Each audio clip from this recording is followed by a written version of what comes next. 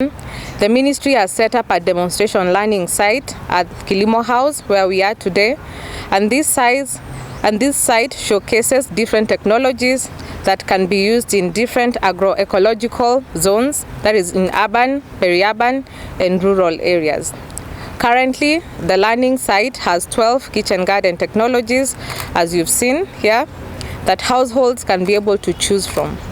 Counties are required to determine which technologies and vegetables are best suited for their agroecological zones and implement the Home or Kitchen Gardens initiative.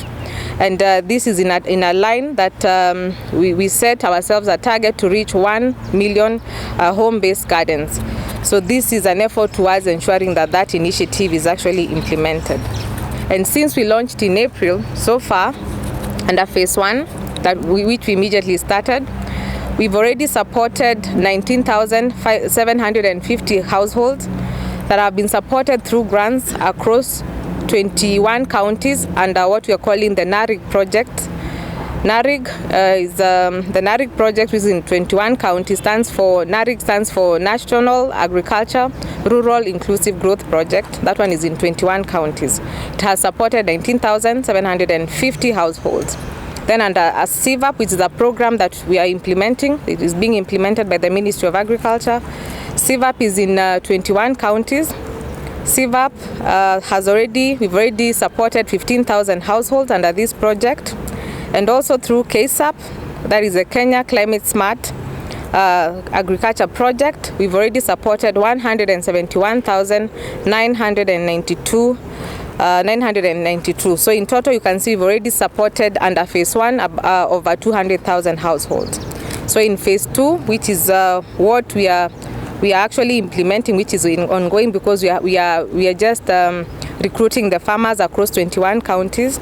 So our target for phase 2 under CVAP is to support another additional 230,000 households in 21 counties, while we are also encouraging more farmers and communities to apply for more grants under KSAP and NARIG, because these ones we are giving support under in terms of grants, where we are devolving the money to all the counties. So anyone in the 45 counties where NARIG and KSAP are being implemented, they can access the grants. And for CVAP, we are supporting the communities, the vulnerable communities, because we are aware that nutrition comes at a cost. But that's why we are very keen on supporting the households that cannot be able to afford the farm inputs by giving them kitchen garden starter kits. So that one will be done under CVAP.